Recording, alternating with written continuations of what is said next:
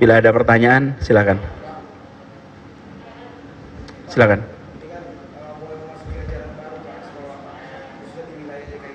Oh ya. Ya, saya boleh. Reza Lutfi dari TV One, Pak. Pak, ini kan menjelang ajaran baru, di mana khususnya di wilayah DKI Jakarta banyak sekali nanti siswanya yang akan mulai memasuki dari mulai SD, SMP hingga SMA. Ya. Itu bagaimana Pak menyikapi dalam perpanjangan PSBB ini, Pak? Makasih, Pak. Begini, kalau terkait dengan sekolah, belum akan ada rencana pembukaan sekolah. Kita masih memantau perkembangan wabah. Mengapa? Karena salah satu yang paling berisiko terpapar adalah anak-anak. Dan tadi dilaporkan oleh Kepala Dinas Kesehatan, risiko di anak-anak untuk di kasus Indonesia dan Jakarta cukup tinggi. Jadi perlu kami tegaskan di sini, sekolah belum akan dibuka meskipun tahun ajaran akan mulai tanggal 13 Juli tahun ajaran mulai, tapi mulainya masih di dalam pembelajaran jarak jauh. Jadi tetap PJJ sekarang. Jadi awal tahun barunya masih tetap di rumah. Yuk, langsung aja nggak apa-apa.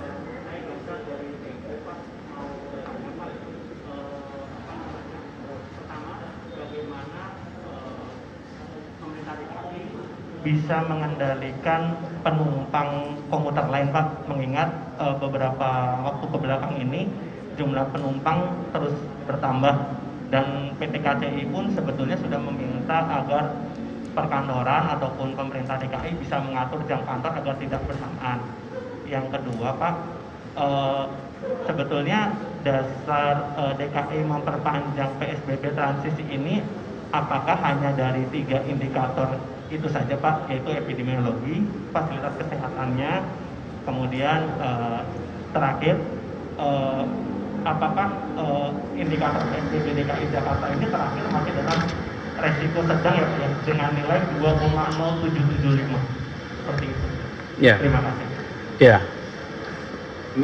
Pertama mengenai KRL, besok akan ada rapat khusus soal pasar dan transportasi. Jadi nanti besok aja update-nya soal transportasi. Yang kedua mengenai PSBB, karena memang satu, aktif case finding di Jakarta itu amat tinggi.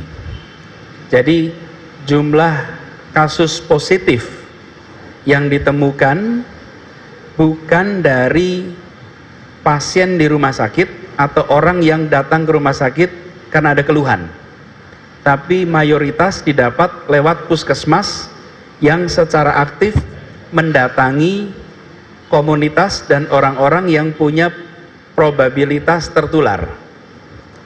Karena itulah kita bisa katakan bahwa wabahnya masih ada. Memang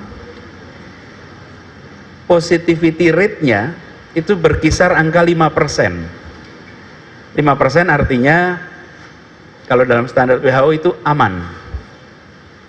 Tetapi bukan berarti kita sudah bebas. Dan angka reproduction di Jakarta ini masih berkisar 1. Jadi reproduction rate kita itu masih 1. Belum turun sampai angka yang lebih aman. Masih sama dengan angka bulan yang lalu. Karena itulah kita merasa lebih bertanggung jawab apabila kita teruskan ini. Karena keselamatan nomor 1.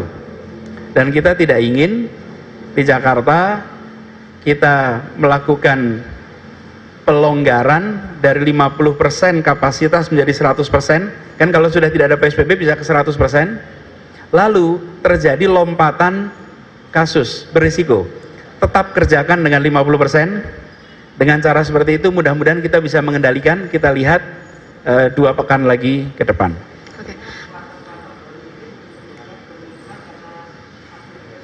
Active case finding, ya. Hampir semua karena active case finding. Jadi justru kami di Jakarta ini mendorong lebih banyak lagi. Ini yang kami perlu garis bawahi. Kita bukan bertujuan menurunkan garis dalam grafik laporan. Kita berkeinginan mengendalikan wabah. Karena kalau mau menurunkan garis, ngurangin testing, nanti garisnya akan turun itu, pasti. Tapi wabahnya tidak turun. Tujuan kita bukan menurunkan garis, tujuan kita itu mengendalikan wabah. Jadi bagi kami lebih baik ditingkatkan aktivitas testingnya, menjangkau pribadi-pribadi yang tanpa gejala tapi positif, lalu diisolasi, daripada kita membiarkan dengan mengurangi testing. Jadi tadi ada istilah yang digunakan adalah tes, lacak, isolasi. TLI, tes, lacak, isolasi. Nah, itu yang kita kerjakan, active case finding. Nah, dengan begitu kami ingin warga Jakarta punya keyakinan bahwa pemerintah melakukan semua langkah untuk melindungi dan menjamin keselamatan warganya. Pemerintah mengambil sikap bertanggung jawab untuk memastikan keselamatan nomor 1. Itu sebabnya kita putuskan untuk perpanjang PSBB, dan itu artinya jika tidak ada kepentingan jangan pergi dari rumah, tetaplah berada di rumah, begitu ya.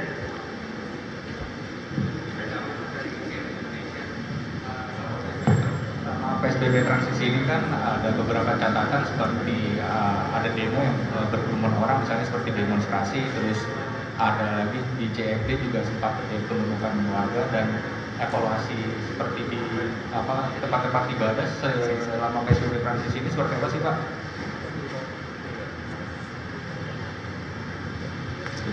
Ya, jadi begini, nomor 1 mengenai kegiatan Car Free Day, kita lakukan penyebaran di 32 lokasi, dan namanya pun bukan Car Free Day, namanya ada kawasan pesepeda. Kenapa kawasan pesepeda? Untuk mendorong orang menggunakan sepeda agar jarak aman bisa tercapai. Masalah utama dari kawasan yang ditutup dari kendaraan bermotor tapi tidak difokuskan untuk sepeda adalah begitu banyak orang berkerumun jalan kaki dalam jarak yang berdekatan. Karena itulah kita dorong gunakan sepeda. Karena kalau sepeda pasti harus jaga aman. Karena kalau terlalu dekat risiko pasti. Paling nggak sepedanya bisa bergesekan tuh. Jadi jaga jarak. Itu yang pertama. Dan kita lakukan di 32 lokasi. Insya Allah minggu depan juga akan diteruskan itu supaya aman. Di sisi lain kita menyadari bahwa masyarakat ini sudah dalam posisi berkeinginan untuk berkegiatan olahraga. Bahkan di GBK saja sampai antri itu untuk masuk ke GBK. Sebagian rumahnya tidak besar, kampungnya tidak ada ruang, maka ruang-ruang terbuka itu dibutuhkan, terutama di hari libur. Jadi satu sisi ada kebutuhan itu, sisi lain kebutuhan keselamatan. Karena itulah kemudian diputuskan menggunakan 32 area di Jakarta untuk kawasan bebas atau kawasan pesepeda. Nah, kemudian untuk kegiatan unjuk rasa dan lain-lain, ini harus dipastikan bahwa harus mengikuti protokol soal jaga jarak. Karena risikonya besar. Nanti kita akan koordinasikan lebih jauh untuk memastikan bahwa itu bisa terjamin.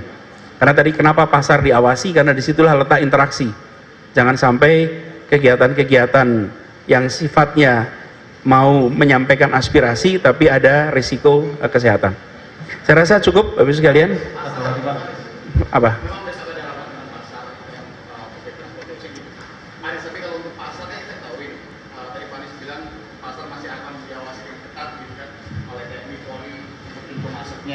Tapi kalau pertimbangan ganjil genapnya sendiri ditiadakan itu apa yang pertama? Karena kalau kita berbicara pasar kadang tidak bisa dilepaskan dari saudara-saudara kita yang tinggal di permukiman padat penduduk. Satu kena kerawanannya akan cukup mengerikan gitu.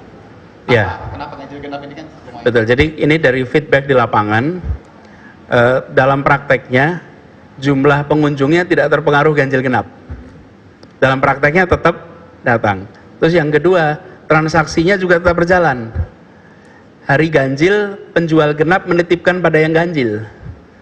Hari genap, penjual yang ganjil menitipkan pada yang genap. Jadi lebih penting kita mengendalikan jumlah orang yang masuknya daripada mengendalikan di dalamnya. Kemarin kan dikendalikan di dalamnya. Ini juga bagian dari proses pembelajaran di kita, bahwa dalam menghadapi COVID ini kita harus open-minded, harus mau melihat kondisi kenyataan di lapangan dan melakukan penyesuaian kebijakan untuk mencapai tujuan. Tujuannya bukan ganjil genap, tujuannya adalah menghindari terjadinya penularan. Jalan yang dicoba kemarin ganjil genap, itu ternyata tidak efektif. Kemudian kita sekarang akan kendalikan lewat jumlah, sambil kita pantau dampaknya. Jadi dengan cara seperti itu, kita bisa mengirimkan pesan pada semuanya, kami akan lakukan yang terbaik, dan kami akan gunakan semua feedback untuk melakukan improvement terus-menerus atas langkah untuk melindungi warga Jakarta. Begitu ya, Mas ya. Ada yang mau menambahkan, Pak? Cukup? Ada yang cukup? Bapak? Yang unjuk rasa cukup?